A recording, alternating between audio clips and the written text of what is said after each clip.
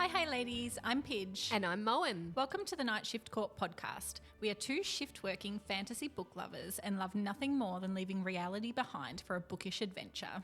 Join us as we go under the mountain to discuss our favourite fantasy fiction tales and the authors behind them. Come with us to explore the stories, one shift at a time.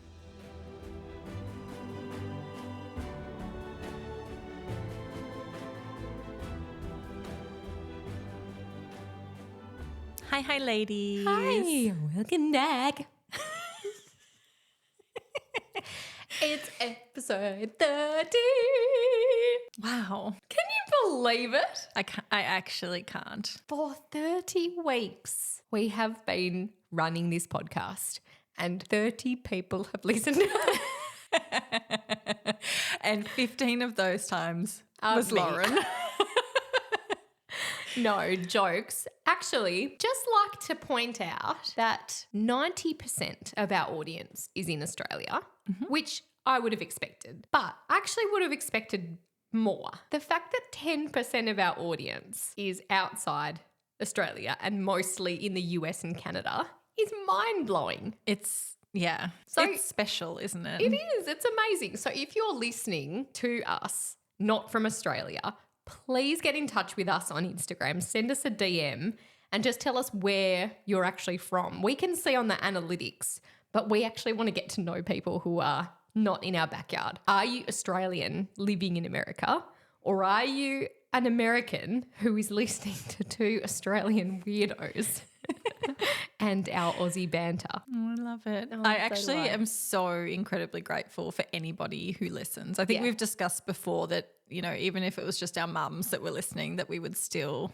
do this podcast, and that the reason we started it was for each other. Yeah. Than about getting people to listen to it. So I always feel so valued, and we've made some really incredible relationships with different authors around Australia. Yeah. And I'm actually finding so many little businesses through Instagram now from stuff that they're sharing. Yeah. And, you know, I've ordered their products and listened to their podcasts and, you know, read their books as well. And I love the community of bookish in Australia. Oh. And I'm really enjoying it. It's really special. So we're not going anywhere. We have huge plans, and thank you for sticking with us for 30 episodes. It's a huge milestone that we're very proud of. So let's get into it. Chapter 21. Cassian is going to be the one to escort Feyre to the prison tomorrow. They believe that if Rhys and Feyre go together, that it will appear too desperate. And so just by having one representative, the High Lord or the High Lady, will be enough. Cassian knows a surprising amount about all of the inmates in the prison. And Rhys makes a comment about how he was responsible for jailing some of them.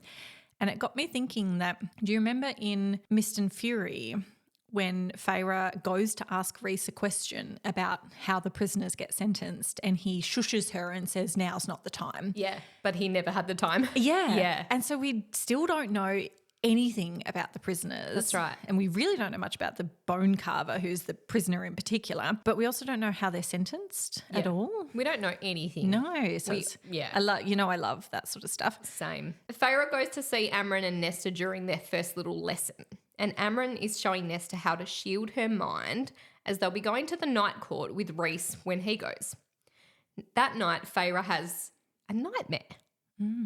She's back under the mountain. She hasn't had one in a while. She hasn't. And I wonder what sparked this one. I think, is it just the unrest of, you know, the fact that she's going back to the prison, or, you know, like, I don't know what it is. Going but underground anyway, again. Yeah, who knows? But anyway, she's back under the mountain in this dream, and she dreams that her sisters are being tortured.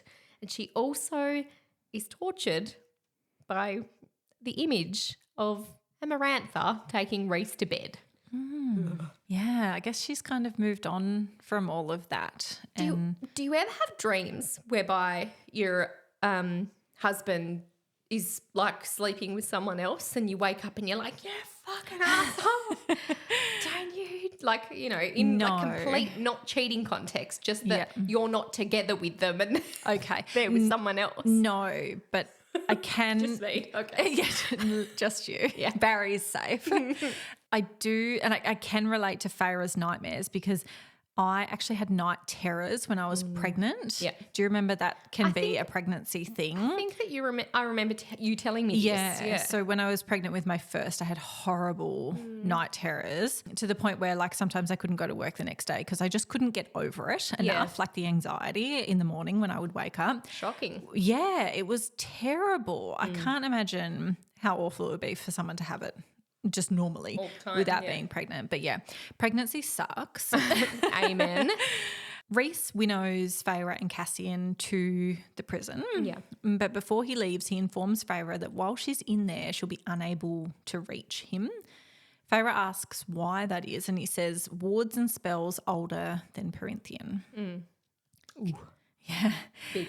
Which ones? Yeah. Cassian tries to joke to remove some of the tenseness in Rhys, but Rhys remains serious as he looks at Cassian and he says, remember who you put in here, Cassian. So again, is Cassian in charge of sentencing prisoners? Is he in charge of the transport of them? Yeah, We he's got a just big don't job. know. Yeah. I don't know about sentencing. I feel like that would have to fall with Rhys or more. Yeah. But I feel like Cassian puts, as in, takes them. he's the security. Cassian explains some of the history of the earth around the prison. So he says there was life here before the High Lords took Perinthian. Old gods, we called them. They ruled the forests, the rivers and the mountains. Remember those three things. Some were those things until the magic shifted to the High Fae who brought the cauldron and mother along with them. And though the old gods were still worshipped by a select few, most people forgot them. He says that the legend describes the bone carver as an old god, but it's unknown how he became bound inside of the prison. They enter the prison and Feyre says that she forgot the weight of the air. And Sarah describes it and it made me shiver. And she said, like stealing a breath from the open mouth of a skull. Ew. Yeah.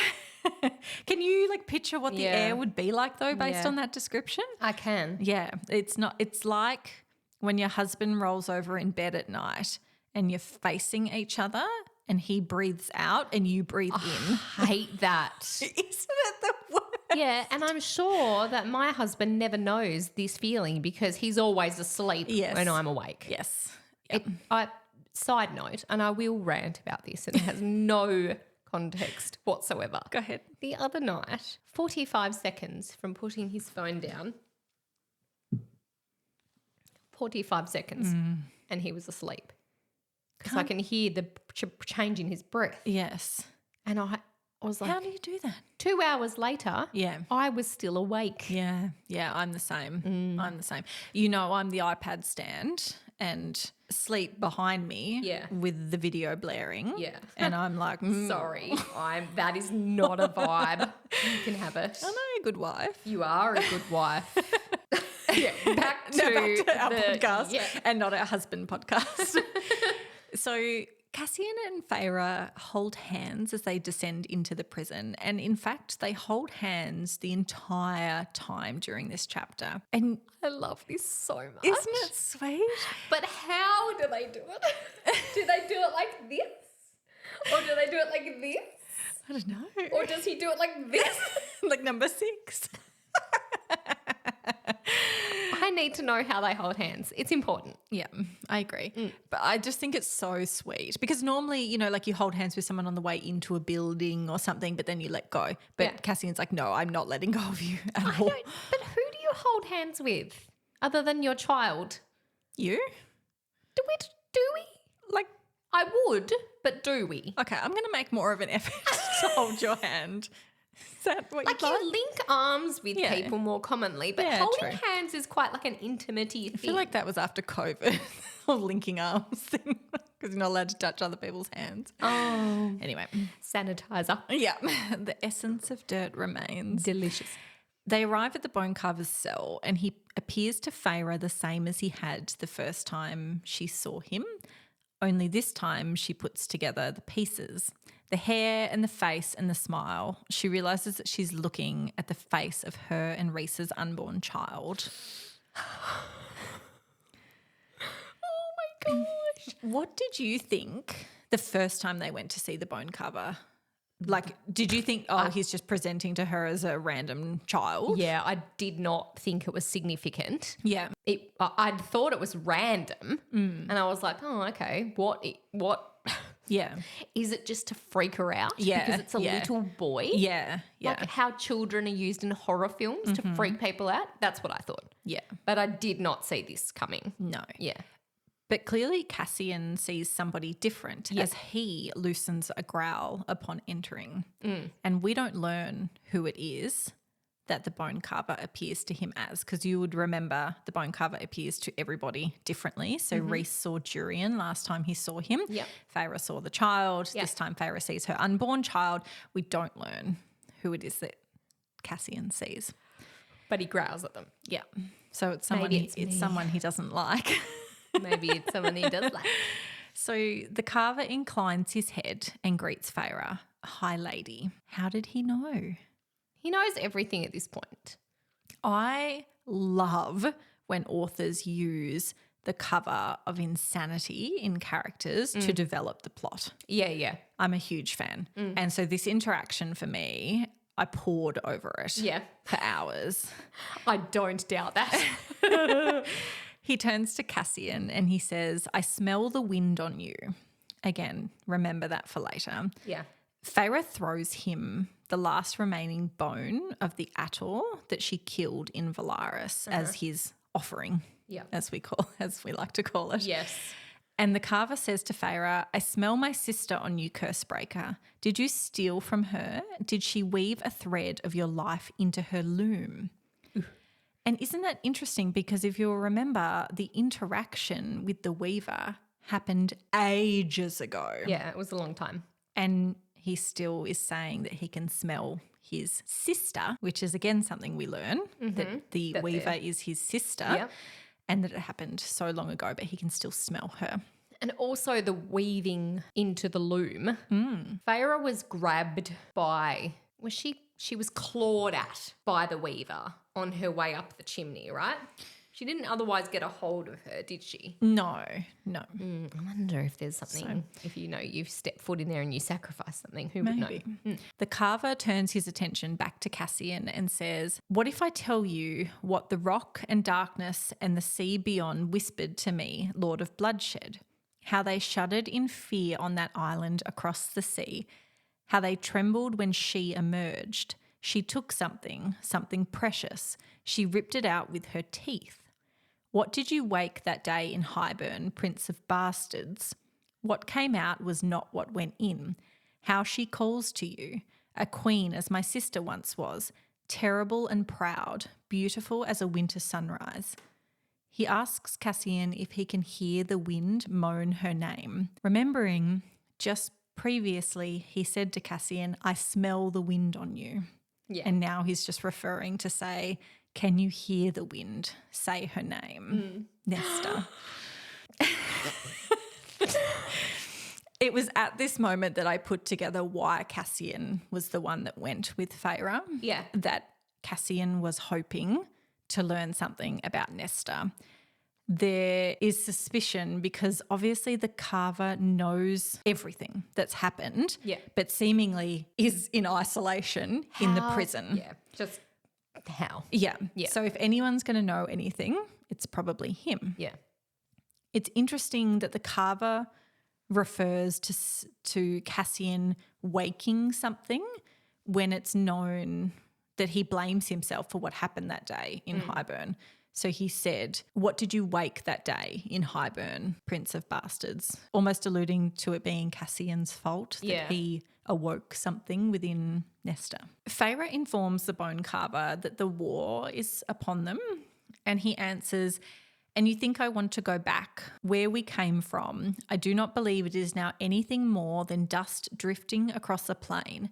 There is no home to return to, not one that I desire. Feyre realises at this point that he doesn't want to leave. Yeah, she's like, He doesn't want to go home. So she's like, great, what else can I offer?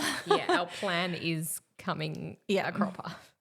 So instead she offers for his living conditions to be improved because if you think about it, he's living in a prison cell surrounded by a collection of interesting bones. Yeah, that's right. And he says, this cell curse breaker is where I wish to be. Do you think I let them trap me without good reason? I'm sorry. Do you think I let them trap me without good reason? Yeah, I don't think I paid enough attention rereading this. So he is alluding to the fact that he allowed himself to be caught, to be put in prison. So he starts to draw 3 overlapping circles in the dirt, signifying 3 siblings. You have met my sister, my twin.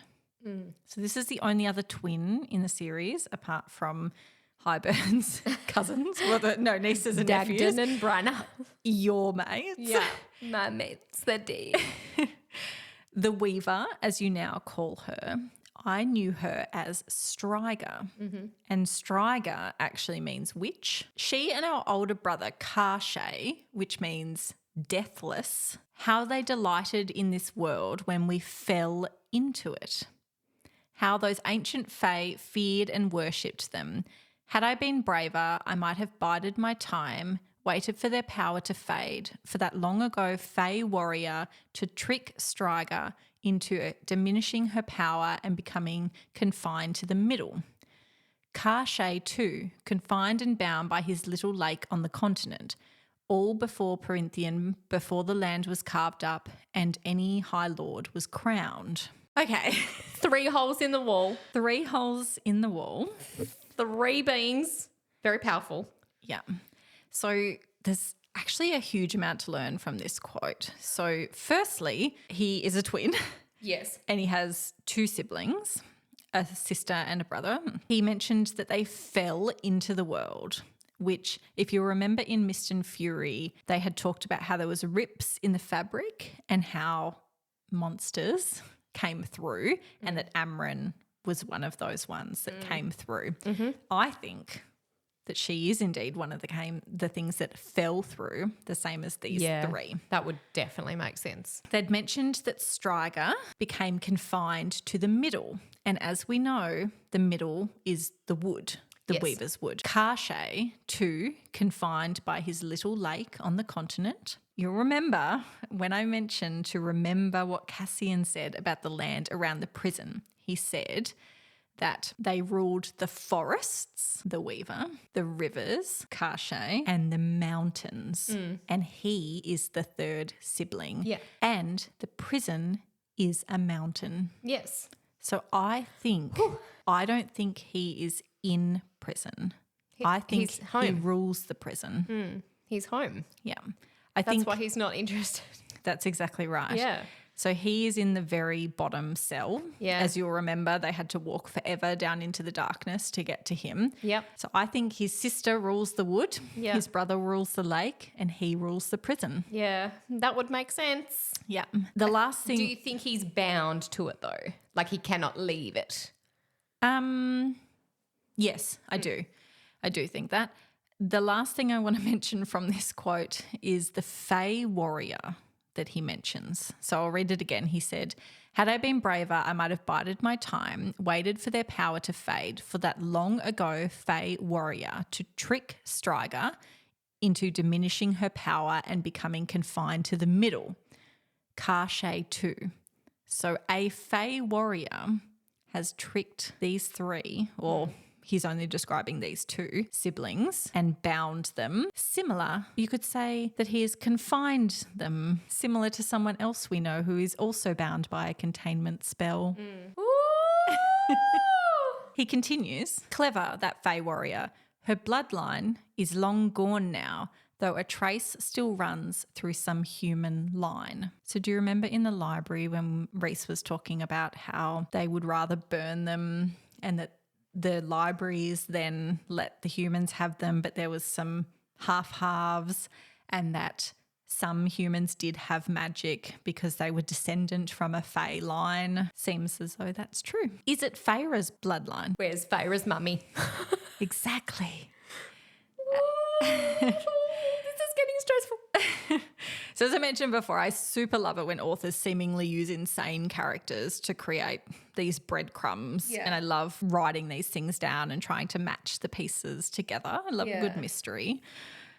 But the Carver does continue to decline to assist them and says that there may be many more inmates that are willing to assist. And I thought about, why haven't they approached the others? Because they know that the bone carver's got the info, right? Feyre doesn't know anyone else in the prison. She's only been told about the bone carver. I don't think the prison's something you go searching for. But if you were going to go searching with anyone, it would be Cassian. That's right. So Cassian and Feyre go to leave. It's pretty clear that the bone carver isn't willing or wanting to assist them at all. Cassian makes mention of the hewn city awaiting them, and this piques the bone carver's interest. He indicates that he knows that they are going to make one last ditch attempt to rally the Court of Nightmares. How is this guy getting his information? I love it. It's just telepathic at this stage, surely. Must be. This interests him because he knows that they will be negotiating with Keir. He describes a mirror called the Ouroboros. It belonged to his sister, who used to have a collection of mirrors within her castle. She admired herself day and night in these mirrors, and he says that Keir possesses it as a family heirloom. So, again, there's so much here. First of all, how did Keir get it? Because heirloom refers to an object that's handed down by generation. So was the mirror passed down? Because this is the weaver we're talking about here. Yeah. So she used to live in a castle, a collection full of mirrors, or was it taken when she was bound to the wood? Who would know? Is Keir related to the Weaver and the bone carver? That's right. Oh, It also is another Snow White reference, which we've had one before about her living in a glass box. But what's the name of the villain in Snow White? What's her name? Just the witch, I guess. yeah, it's just the queen, isn't it? Yeah. So looks in the mirror and she's the one that says mirror, mirror on the wall. Yeah. And she's quite obsessed with her youth and beauty. Yeah, vanity. Very similar. Yes. The Carver says that is his price and that he will fight in exchange for it if they can ever find a way to release him. Why does he want the mirror? Does he want to give it to her? As a gift. I don't know. Doesn't seem like a very bone carver thing to do, does it? No, but he loves his sister though. Yeah. Don't know. It's his twin. Maybe he can speak to her. Maybe there's another half of it. Yeah, maybe. So Cassian and Feyre leave the prison and wait atop a boulder in a clearing for Rhys. It's a nice boulder. Yeah. My God, I did not see that coming. Me either. Like that boulder.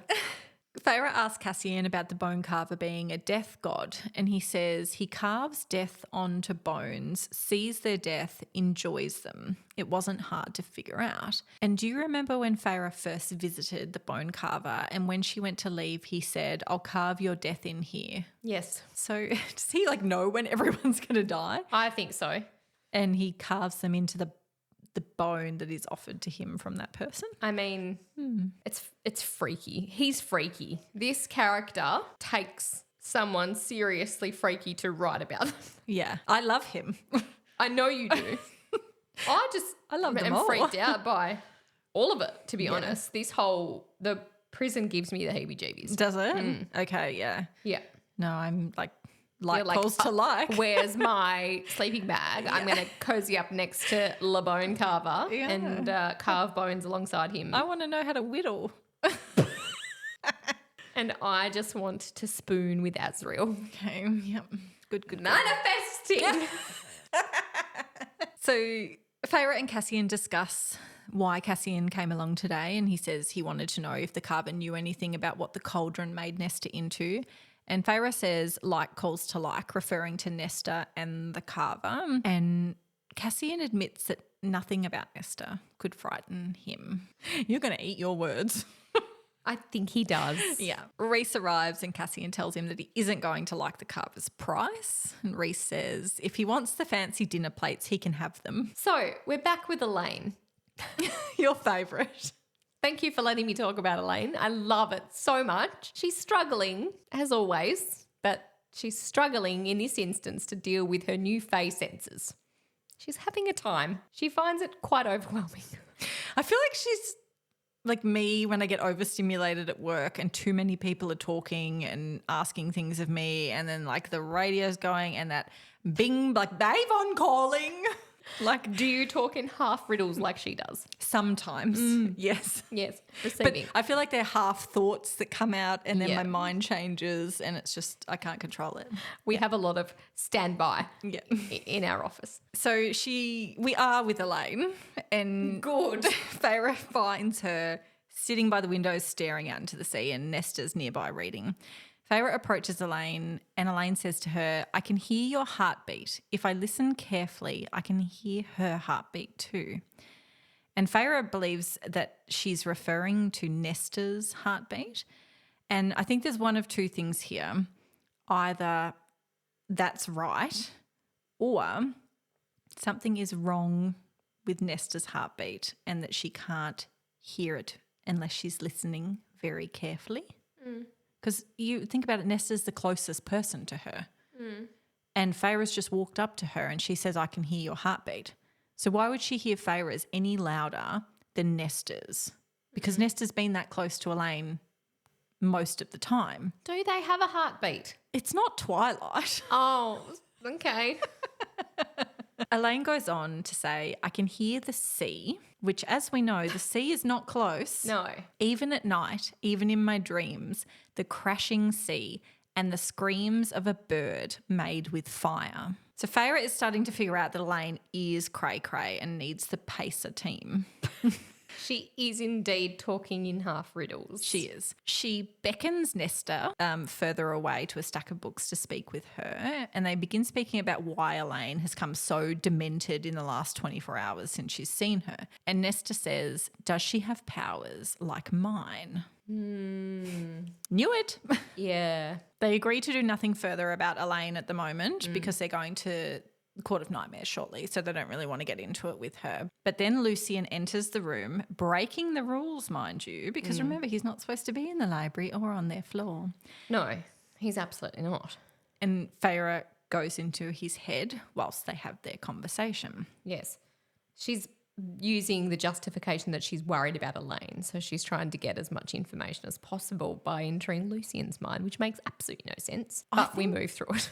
I think she's trying to trust him, because if she didn't trust him, I think she would have walked up to them and interrupted them. Yeah. But I think she hangs back, goes into his mind so she can see the conversation because she wants to trust him. Yeah. Remember, Feyre loves Lucian. Yeah. It's weird. It's a weird dynamic at this point. Yeah. So Elaine asks Lucian who he is, and he tells her his name. She says he betrayed them in Highburn, and he says to her it was a mistake. She says she is supposed to be getting married in a few days, and she tells him that she can hear his heart beating through the walls when he's sleeping. So she can hear everything basically except Nesta, but she has to really lean in to hear Nesta. But she can hear Lucian's through the walls. She asks him if he can hear hers, and he says, no, lady, I cannot. And she responds with, no one ever does. No one ever looked. Not really. He did. He saw me, but he will not now. I am not convinced that she's talking about her mortal fiancé. No. When she talks smack, it seems to be about something that hasn't or couldn't happen. So I don't actually think that she is referring to that. Yeah. And I want to introduce a theory here that I've been sitting on. Good, because I need a theory. Elaine is a shadow singer. Yeah. I've heard this. Have you? Someone else has posted about this online, and it makes sense, but not right now. But remember, she's new to this as an adult. We don't know what it is that Asriel hears and sees with his shadows. Yeah. We just know that shadow singers have the ability to hear and see things differently that other people can't. And we don't know what that is.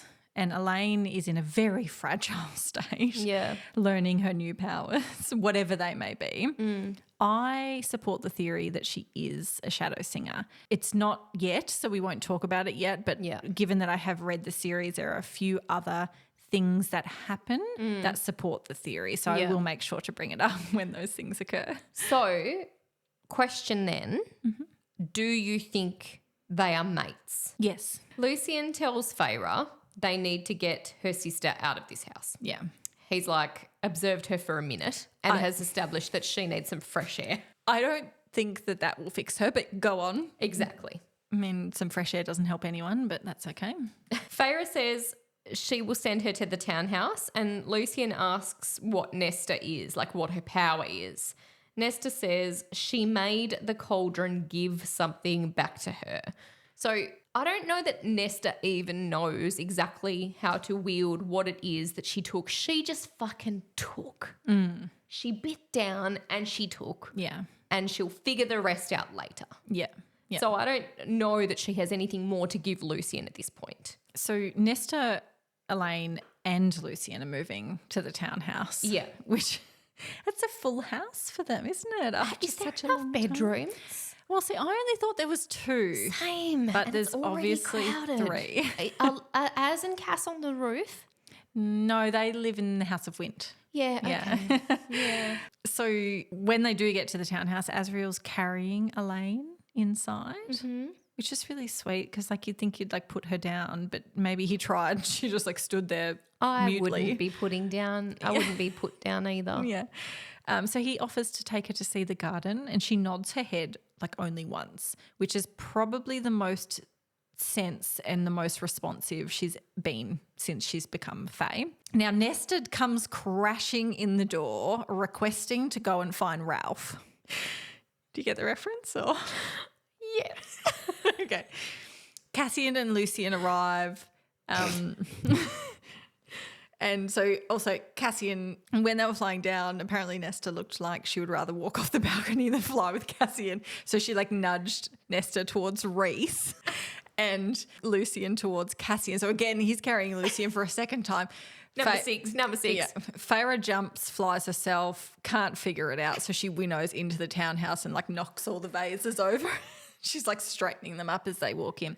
Anyway, Nesta comes in. Cassian and Lucien arrive just as Nesta begins driving the porcelain bus. And Nesta comes out with glowing eyes and fixes her attention on Rhys. Cassian casually steps in the way and starts to distract her as he would. After they leave, they discuss, and Lucien says he's never seen anything like Nesta's glowing eyes when she admits that she took something from the cauldron. And Feyre says that she thinks it's death and that's why the Carver knew about her because they're like calls to like. She starts to understand why Nesta does not want to speak about her time in the cauldron because for Feyre, Nesta was only under the water and Elain was only under the water for mere seconds, but it doesn't mean that that's how long they felt. Was for them, yeah. Essentially, everyone's coming to the townhouse to prepare to go to the Court of Nightmares. Elain and Asriel are sitting in the garden and Rhys and Feyre are in their bedroom getting ready, and Rhys says, Asriel knows you're watching.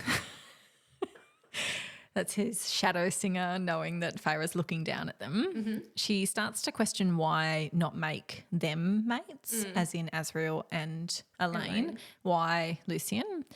And Rhys explains that a mating bond can be rejected.